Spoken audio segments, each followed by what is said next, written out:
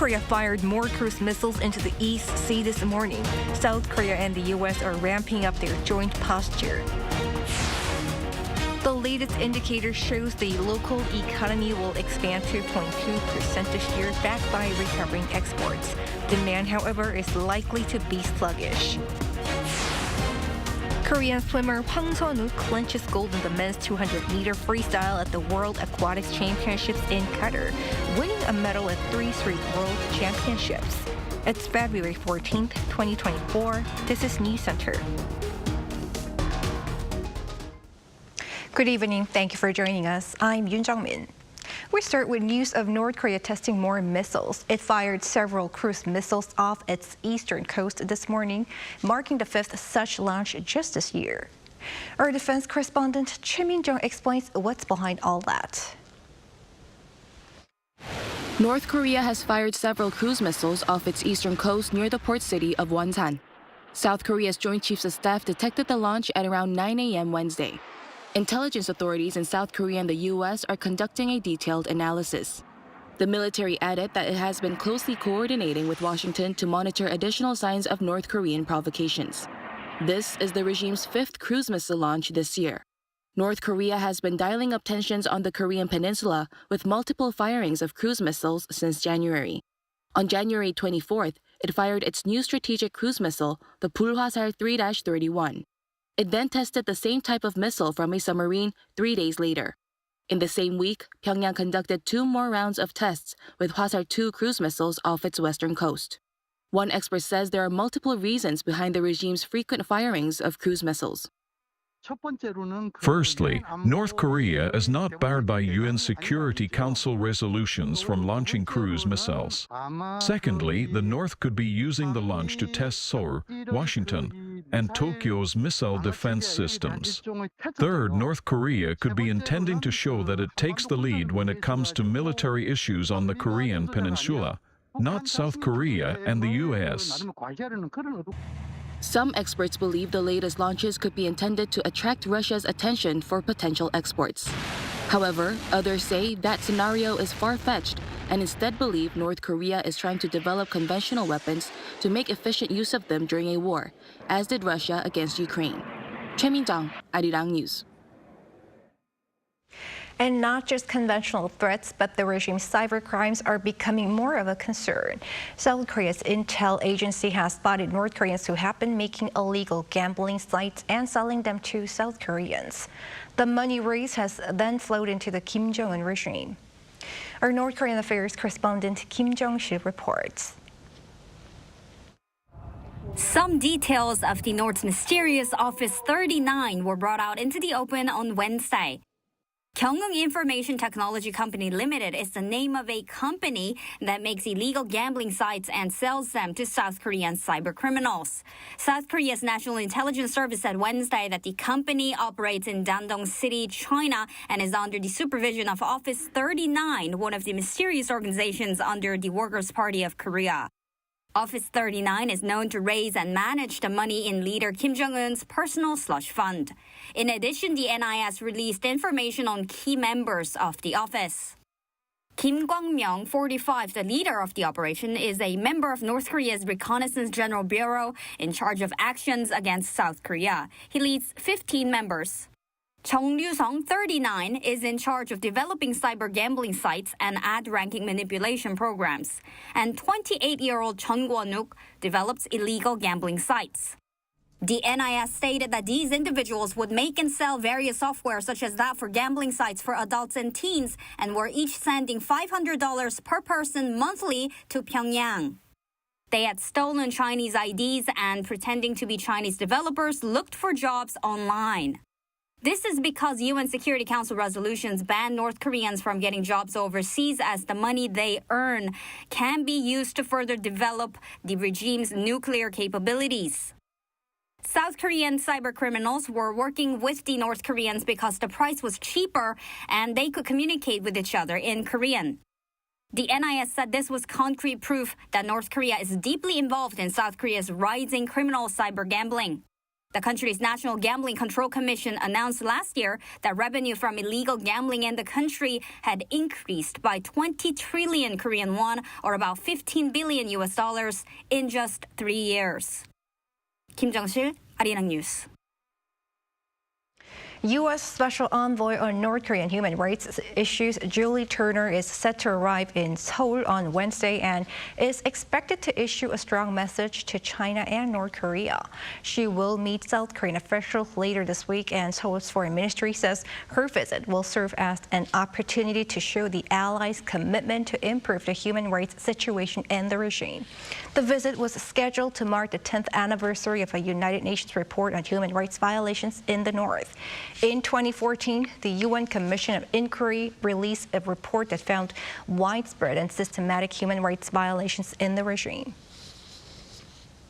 Meanwhile, the leaders of South Korea and Japan may meet in Seoul next month and hold a summit. Fuji News Network on Wednesday reported that Japanese Prime Minister Fumio Kishida is mulling a visit to South Korea around the time of the Major League Baseball's Seoul series in late March to meet with President Yoon Suk-yeol. If it takes place, the leaders are expected to discuss concerns regarding North Korea and could even attend the MLB season opener together, where Japanese baseball pitcher Shohei Ohtani is expected to play. However, President Yoon's office told reporters Wednesday that no plans for a possible visit are currently in place. The two leaders held a total of 7 summits last year in active efforts to overcome their trade and diplomatic spat over issues concerning Japan's wartime atrocities. In Cairo, mediators have gathered to talk about a truce in Gaza amid Israel's offensive in Rafah as part of its war with Hamas. Park Gon-woo with the latest. Talks on a Gaza truce involving the U.S., Egypt, Israel, and Qatar ended inconclusively in Cairo on Tuesday. According to Egypt's State Information Service, the negotiations were aimed at getting a truce in Gaza to protect civilians and delivering additional aid to the enclave. Citing a senior Egyptian official, AP reported mediators have achieved relatively significant progress and are focusing on a 6-week ceasefire deal with guarantees to continue talks toward a permanent ceasefire. The Israeli delegation has reportedly left Cairo due to the pressure on reaching an agreement to end the war, according to U.S. media. However, the Egyptian official added the talks will continue for another 3 days.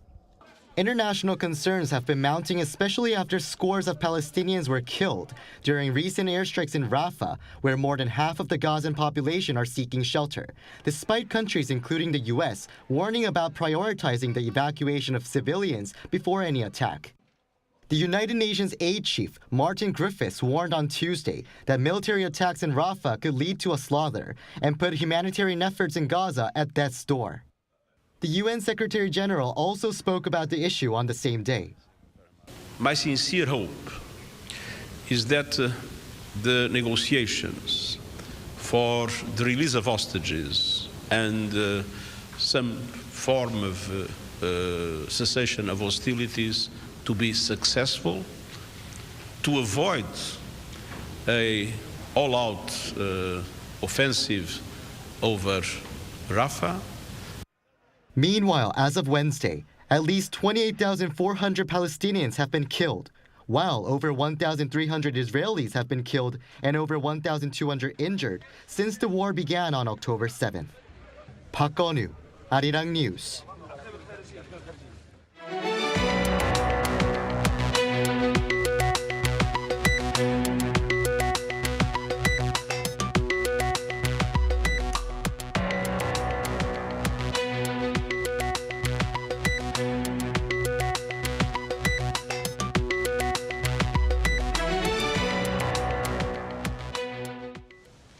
The South Korean economy will expand 2.2% this year, backed by recovering exports.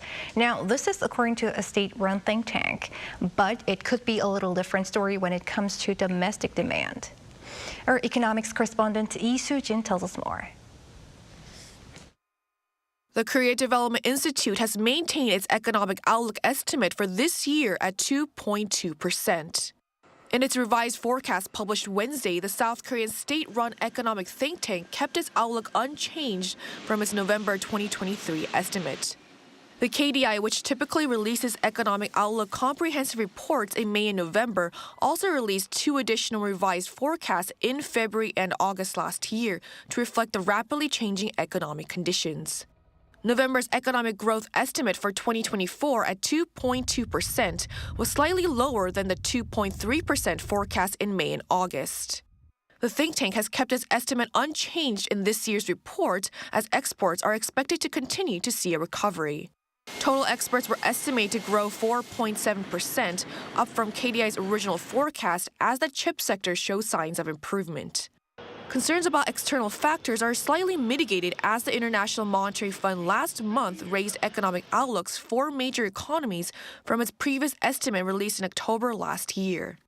China's economic growth was adjusted upward on the back of government stimulus measures despite the ongoing real estate crisis in the country. And growth in the U.S. economy is expected to boost South Korea's exports. The IMF also upgraded its outlook for the world economy to 3.1%, pointing to a more resilient growth in the global economy this year. Domestic demand, however, continues to remain sluggish amid a recovery in exports and improvements in the global economy. For consumer inflation, the KDI revised downward its forecast slightly to 2.5% from 2.6%. And private spending, which was also adjusted downwards by 0.1%, is not expected to show drastic improvement anytime soon. The current sluggishness in private consumption is attributed to the persisting high interest rates, hindering immediate improvement. It's unlikely to expect a boost in private consumption this year as high interest rates are likely to continue. And risk factors from geopolitical tensions in the Middle East that could lead to rising oil prices and trade disruptions might also weaken South Korea's economic growth. Lee Soo-jin, Arirang News. President Yoon has pledged to foreign invested companies in South Korea to create a business environment reflecting or even going beyond global standards, along with tax incentives and support. This came as on Wednesday he hosted a luncheon with leaders of foreign companies investing in Korea, saying that non-Korean companies make up 21% of the nation's exports. He called the company's contributions remarkable. Acknowledging the investment from Korean companies overseas as well, Yoon also said he hopes for a synergy effect that will contribute not only to the economic prosperity of Korea, but also to the Indo-Pacific region and all the liberal countries that share the same values. Attendees included James Kim of the American Chamber of Commerce in Korea, as well as Boeing Korea CEO Eric John. In other news, the anticipated merger between Korean Air and Asiana Airlines has moved a step closer to reality given the European Union's latest approval, albeit with certain conditions. Choi Soo-hyung explains. Korean Air's planned merger with Asiana Airlines got approval from the European Commission on Tuesday local time. The approval comes almost 3 years after Korean Air submitted its proposed acquisition of Asiana to the EU. Now, out of the 14 competition regulators, just one last approval from the United States is needed. However, the EU's approval is conditional due to the Commission's concerns that the merger could harm competition.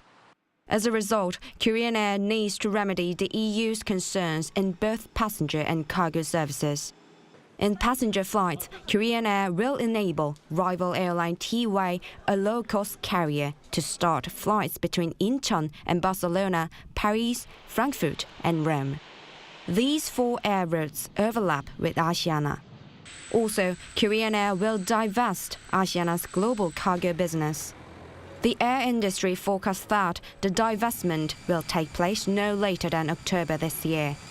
The Commission said Korean Air can only implement the merger on Asiana upon full compliance with these remedies. The industry expects that the Commission's in-depth investigation for these approval will mark as a milestone for future mergers involving other airlines. As the approval from the US is still left to be done, Korean Air plans to finalize its merger procedure as soon as possible.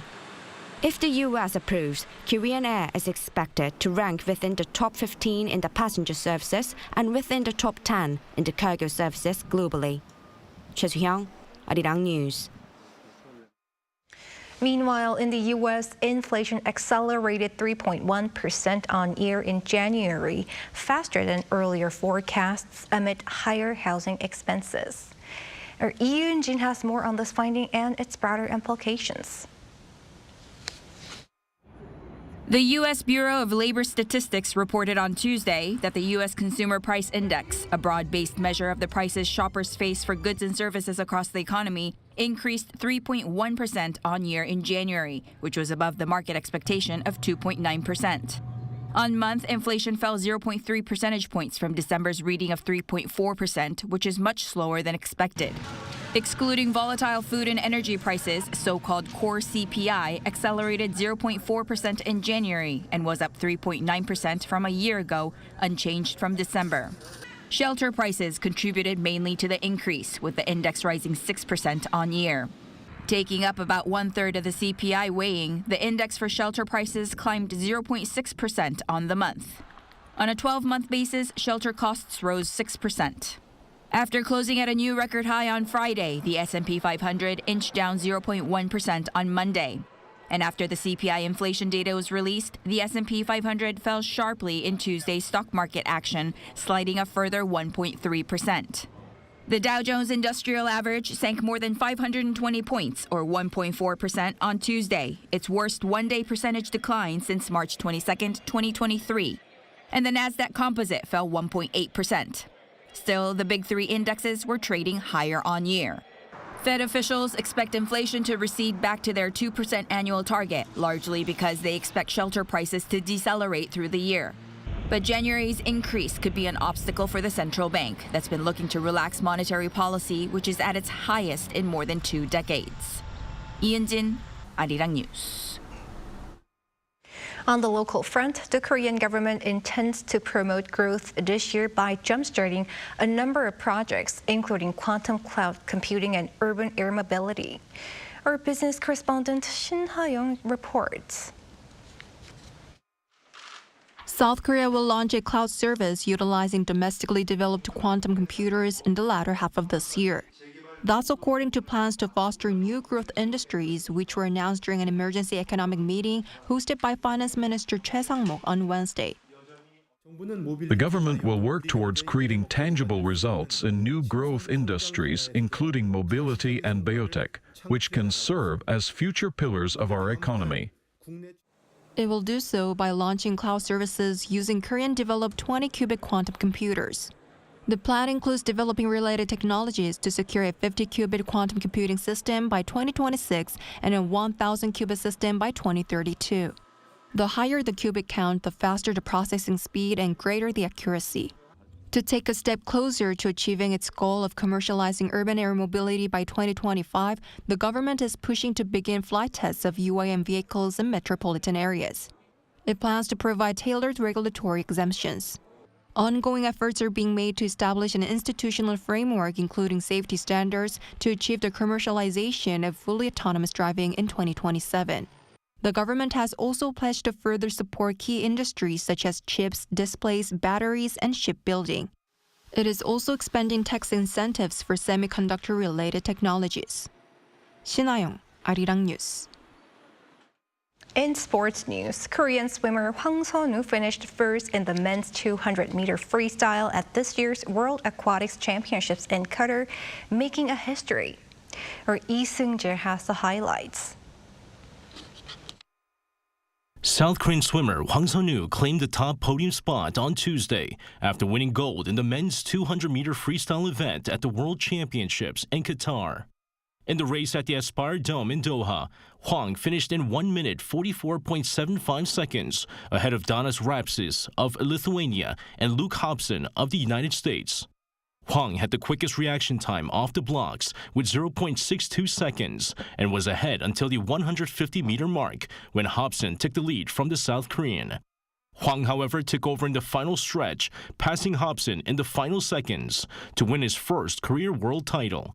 His latest gold medal finish makes him the first South Korean to win a medal at 3 straight swimming world championships, as he won silver in the 200-meter freestyle 2 years ago and followed that up with a bronze last year. Hwang's medal was South Korea's fourth in Doha, the most the country has won at a single world championship.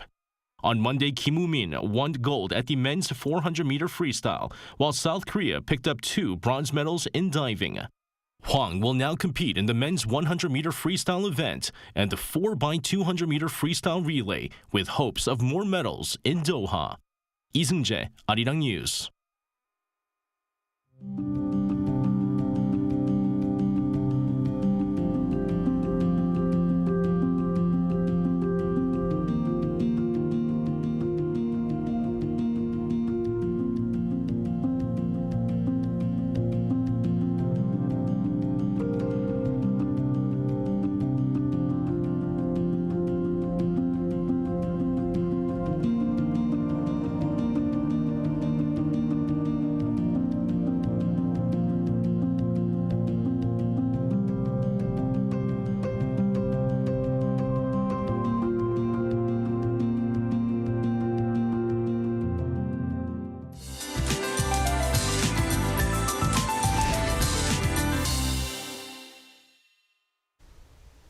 It seems that early spring has already come around. The temperatures are even higher than yesterday's. This morning, there were many places that recorded the highest temperature ever in February. Daytime temperature in Seoul rose to about 17 degrees Celsius, which is 12 degrees above the previous years. Looking at the temperatures alone, it's similar to the spring weather in early April.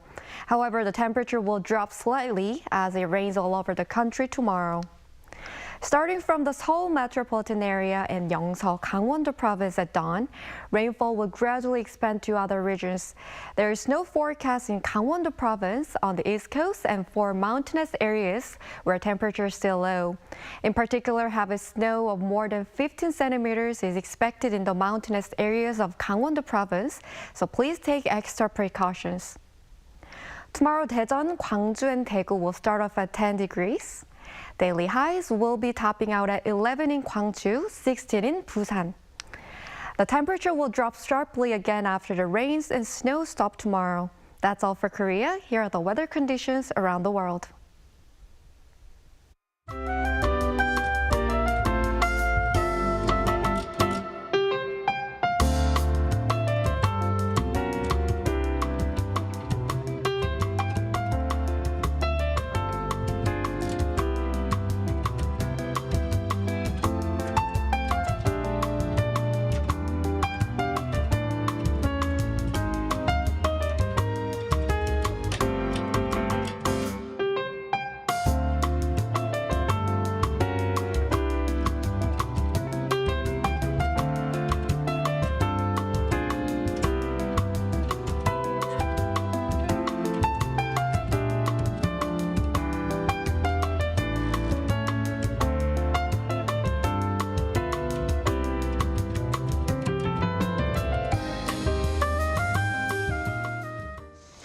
That is Newscenter for tonight. Thanks for watching. A panel session coming up.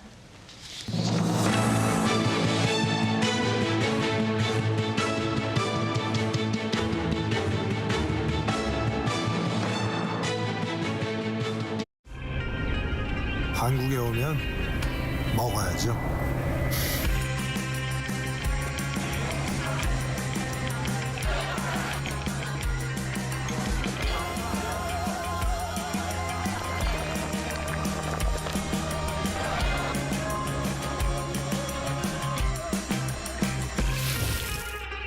먹어도 끝이 없는 나라.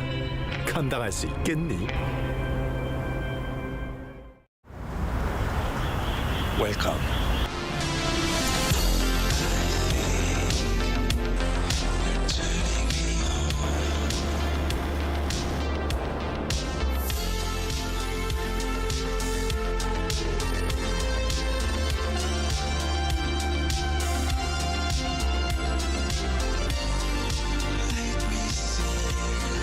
시간 불이 꺼지지 않는 나라. 감당할 수 있겠니? 하나, 둘, 셋. Hey, Mr. Cupid, look my way. Make sure you listen to what I say. I may be stupid or quite naive.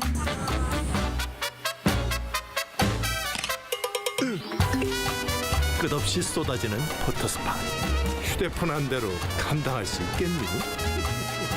Arrow straight through my heart.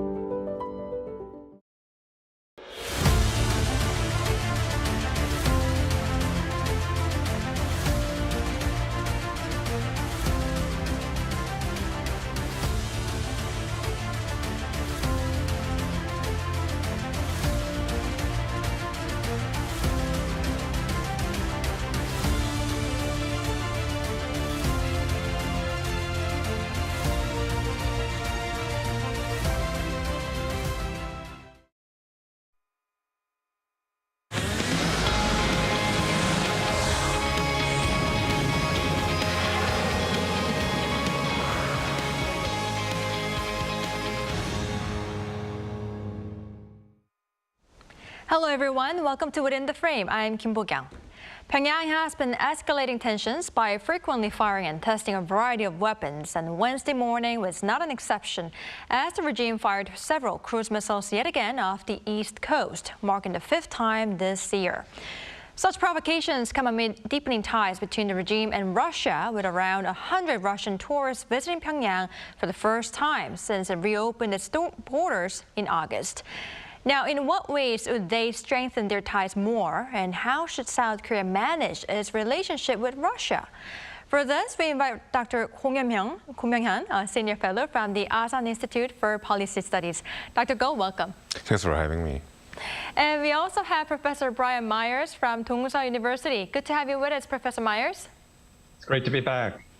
All right, Professor Myers, let's start with the latest news. So North Korea fired several cruise missiles off the east coast this morning, marking the 5th cruise missile launch this year. Why is Pyongyang firing cruise missiles so frequently? Well, I think part of the answer is the same one we can give in regard to all kinds of tests in North Korea. This is a military-first regime. Much of its legitimacy rests on the claim to be making steady military progress. So they need to display these triumphs on a routine basis. And arms development has its own timetable, just as, say, automotive development does. And testing things is how you refine your designs and you iron out problems and you improve quality. Now, we heard at the top of the hour from the North Korea expert Yang Mu-jin, who reminded us that cruise missile launches do not violate UN sanctions, that the regime could be testing our side's responses to these launches. And I think those factors are indeed playing a role. I would just add, I also think the cruise missile is a weapon that impresses on the South Korean people, particularly the threat that's posed by North Korean armament. For obvious reasons, the ICBMs unsettle the Americans, but they're not perceived by the South Korean people as affecting their own security very much. Whereas that video of the cruise missile hitting its target a few weeks ago, that got a lot of attention here. So I think that propaganda effect may be well intended by the North Koreans as South Korea's general elections draw closer. All right, I see. So basically, regime is trying to show off its achievements and using it as a propaganda. Right. Well, Dr. Go, North Korea also test-fired 240mm caliber controllable multiple rocket launcher shells on Sunday, according to the KCNA. But what are they used for? And could you tell us more about their latest technical improvements? So, like a 240mm the rockets are essentially dumb, unguided rockets. So the innovation in this case lies with the fact that North Koreans have been able to at least demonstrate that they have a guiding system small enough to put it on top of these rockets. And the significance of this is more tactical than strategic. North Korea has deployed this simple, rudimentary, powerful though, rocket system, multiple launch rocket systems since 1980s at least. So they have a massive numbers of them, but then they're unguided. And they have a range of 40 kilometers only, so it's very short compared to other types of missiles that North Koreans have in their arsenal. So that's a tactical significance, but has a lot of numbers. But then at the same time, these are like unguided missiles so far. But for the first time, North Koreans have implemented a technical innovation, putting guided system on top of it. So this represents more of a threat. And also, another significance of this is that North Koreans have always had this conventional inferiority compared to South Korea and the United States when it comes to this kind of guided system, precision weaponry, and so forth. But now North Koreans, at least theoretically in this case, demonstrated that they can implement and deploy this kind of a small enough precision guided system at a massive scale. So I think that will be the tactical impact of this demonstration. Right, I see. So the key point is that they have now the guidance capability. Yeah, for small missiles that they have massive numbers. Yeah, I see. Well, Professor Myers, as far as I know, it's not just 240mm artillery, but the regime is also known to possess 122 and 300mm shells as well. Now, how are they different from each other, and what artillery is suspected of having this guidance capability already? Well, I think Dr. Go may know more about these things than I do, but as I understand it as a layman, basically the higher the caliber, the longer the range and the greater the explosive power, but the downside is that you've got less mobility. Now, as for this guidance capability question, my understanding is that the North has at least ordered the development of precision-guided rockets in all three of those caliber categories. I know Kim Jong-un specified the need for guided 122mm shells when he visited, industrial facilities last summer. So, of course, to what extent North Korea has succeeded or can succeed in putting this kind of guided artillery into mass production, that's another question entirely. Of course, the big downside of any guided artillery is the enormous cost. So basically, the logic is you don't need to fire as many shells as you would need to do if they were unguided, but each guided one can be really expensive. So if North Korea can succeed in mass producing and delivering a guided 240mm artillery to the Russians, say, at a steady tempo and a reasonable price, that would be very beneficial for both sides. But quite apart from that, as Dr. Go already said, I think this kind of artillery would pose an obvious threat to the South Korean military. All right, I see your point, Professor Myers. Now, Dr. Go, until now we have been talking about provocations that already took place. But given that February 16th, which is Friday, is Gwangbyeong Day, Kim Jong-il's birthday, should we expect any other provocations to come? So at this rate of provocations that North Koreans are carrying out, it won't be a surprise if North Koreans launched an IRBM or ICBM at this juncture. So. And clearly, this is an important time for North Korea, and that they have always used anniversaries like this to mark, like essentially, not only to celebrate the anniversary, but also to send a message. And I think Kim Jong-un has been trying to send a very consistent signal to both Seoul and Washington since the beginning of the year, which is that the tension in the peninsula is very high. And the reason why they say that on top of the actions they're already carrying out is because they want to develop a leverage over Seoul and Washington, especially because this is a very important election year for both countries. So it wouldn't be inconsistent if North Korea were launched a major provocation. But also, the reason why there are no, reports of signs of North Koreans preparing for a major provocation is because North Korea's technical capability to surprise the world has become more advanced. North Korea has deployed a solid fuel rocket engine. We know that the tactical advantage of such system is that it shortens the window of preparation. So instead of at least requiring at least hours of preparation to erect and launch the missile, now it only takes 20 minutes to bring out their mobile missile launch system out of a shelter and then deploy them and then launch them. And that includes the ICBMs as well now. So I think if North Koreans are preparing provocation like this, say like another ICBM test, which many of us consider to be a major provocation, it's not a surprise that we are not seeing signs of it yet. We only know about it probably a couple of before North Koreans are going to carry out such a provocation. So in a nutshell, it's probably there's a high chance that North Koreans are going to mark this event with some provocation. All right, that's your point. Now, Professor Myers, let's move on to Russia-North Korea ties. A total of 97 Russian tourists visited Pyongyang for a 4-day trip, becoming the first group of foreign tourists to enter the regime since North Korea reopened its border. Now, what could be the North's intention behind this reopening, and do you expect the North to reopen its border to other foreign nationals as well? Well, obviously, this is just the beginning of a reopening of tourism, and I think it's going to be a long time before the tourism industry returns to the kind of scale it had, say, 10 years ago. I don't think the revenues are going to make much of a difference, even to a very small economy like North Korea's.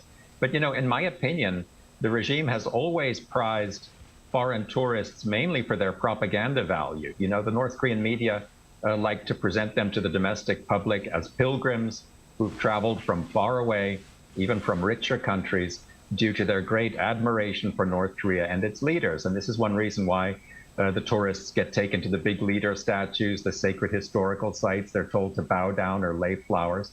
So even though there won't be a huge number of Russian tourists, I think, and they won't be spending much money, I think their presence will be made much of, especially because it confirms that the two countries are coming closer together. And that's reassuring to the North Koreans.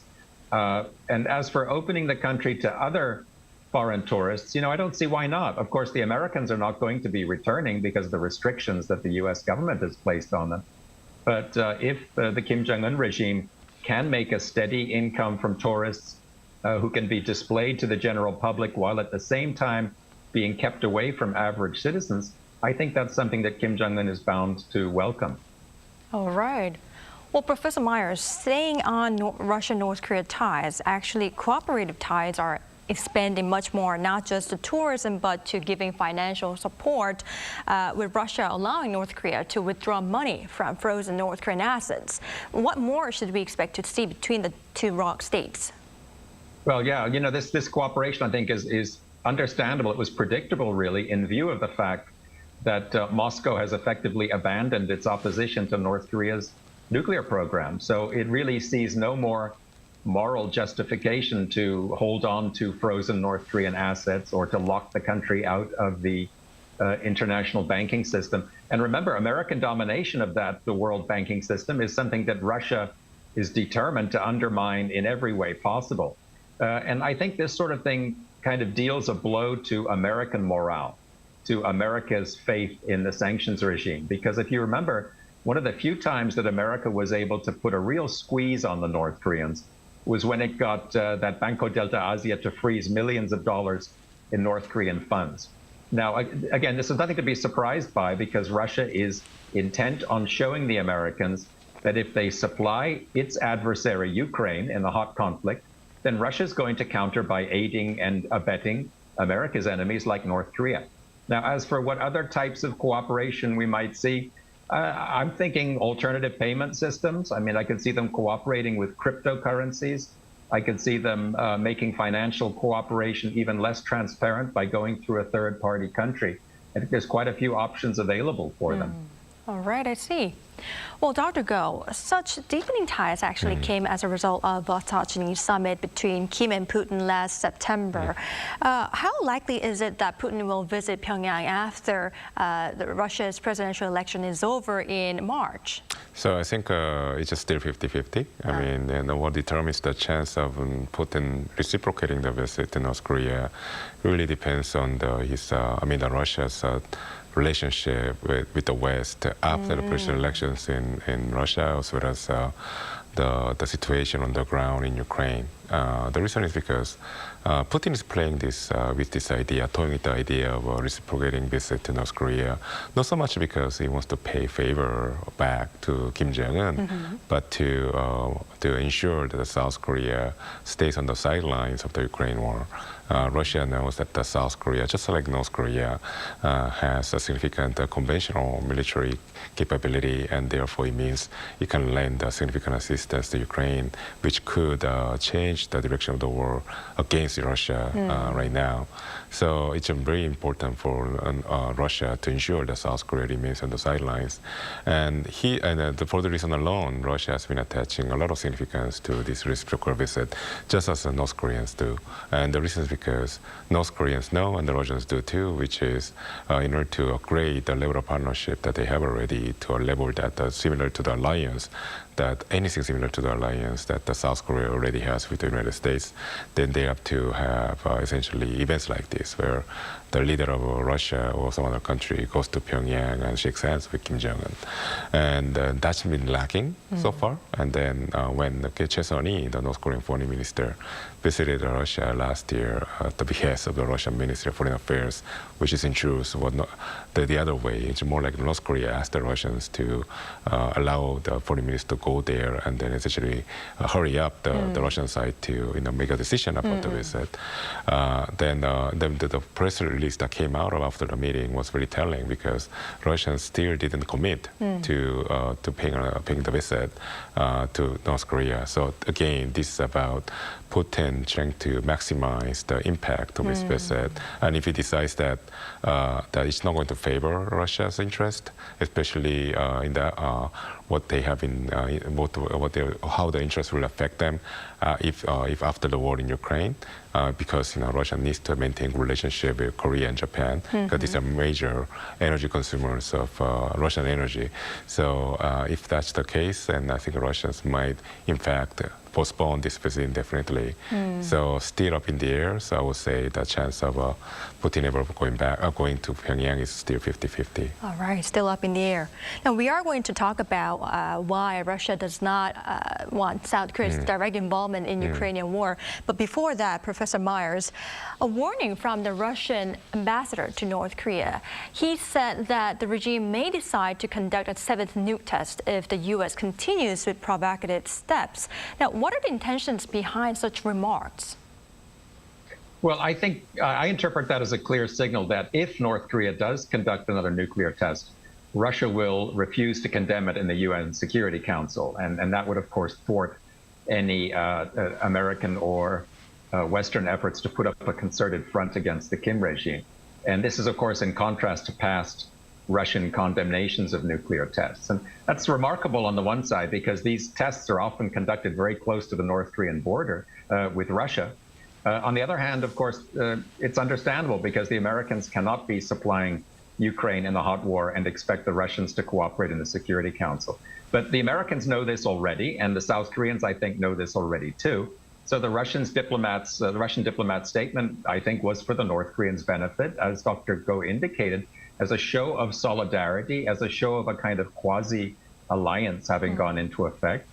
I don't exclude the possibility that Russia is actually encouraging the North Koreans to act up, because the more the peninsula becomes tense, the closer it becomes to a crisis here, the less time and resources the Americans are going to have for the Ukrainian war effort, which is, of course, already losing the support of the American people. What with Ukraine and Gaza, President Biden already has his hands full, and the last thing he needs to deal with in an election year at that is another North Korean nuclear test, especially as that might give Trump another opportunity to claim that he can handle Kim Jong-un better, whether that's actually true or not.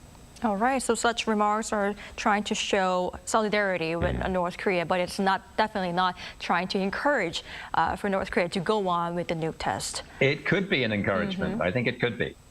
All right, I see. Now, Dr. Go, like I said before, I'd like to shift gears to ties between Russia and South Korea. So Russia has been continuing to put pressure on South Korea, saying it should not support Ukraine with the military aid. Now, what is its intention behind such words? Well, again, North Russia is very aware that there are only two major countries right now that can supply either side of the war with sufficient number of artillery munitions to change the direction of the war. And one is North Korea, which is helping Russia with the munitions assistance, and the other is South Korea. South Korea is probably the only country that has the sufficient capability and technology to help Ukraine, and without the help from the United States, to change the direction of the war. So for Russia, it's very fundamental to ensure that the South Korea remains on the side. And as Professor Myers already mentioned, I think Russia also sees that the Korean theater of the peninsula could be an important proxy battleground, ongoing. I would say like like a war of wills between United States and Russia. Russia has essentially lost all its major levels of influence in the diplomatic stage, on the economic stage, even the military stage. And the only thing that Russia is left with right now is the nuclear capability. So Russia has been toying with the idea of carrying out a nuclear test to send a message to the West that it could employ nuclear weapons. And that's the reason why the Russian Congress, or Russian Duma, decided to abolish their own self-imposed ban on the nuclear test. But then again, this is a major hurdle for a country like Russia, which is a member of the P5 and benefits from the nuclear oligopoly that the non-proliferation regime has granted it. So in this context, if they know they can carry out the nuclear test, but will come out with a high cost. But if North Korea does that, then they'll carries out the much anticipated safe nuclear test. So even though test takes place in North Korea, by inference, I think the rest of the world will infer automatically that, look, nuclear weapons is real, tests can take place, and therefore I would say the impact of a nuclear blackmail by proxy is going to benefit Russia. So in that sense, Russia is in its interest to essentially encourage North Korea to become more aggressive this year. And then this way also, it actually ensures that South Korea's attention stays in the Korean Peninsula, not elsewhere. All right. Now, before we wrap up this show, Professor Myers, I'd like to ask you this last question. So, based on our discussion today, how should Seoul manage ties with Russia?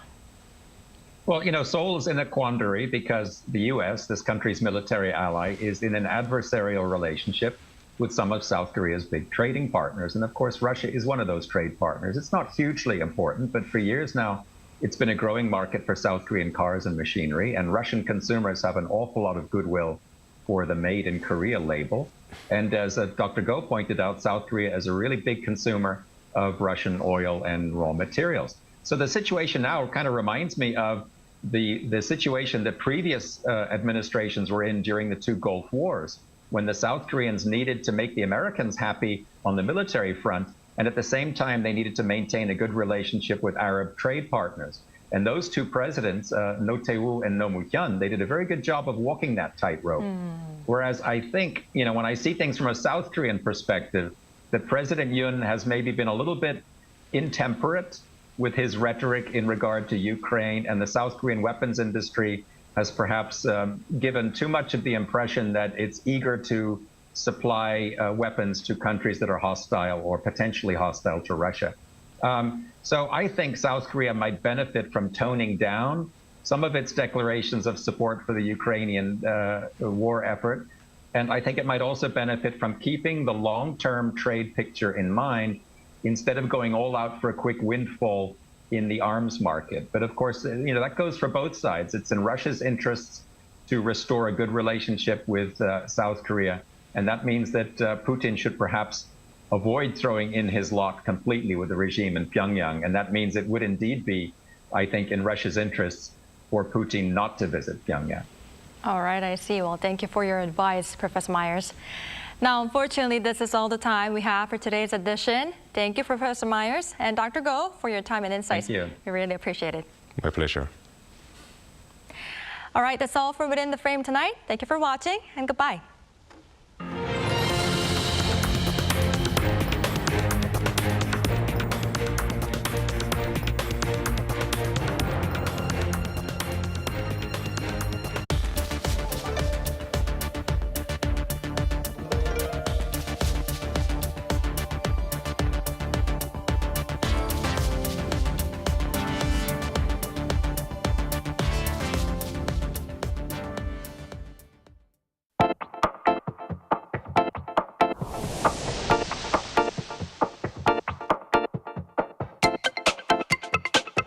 플라스틱 사실 편리하잖아요. 저조차도 활동을 하고 있지만 플라스틱을 사용할 정도로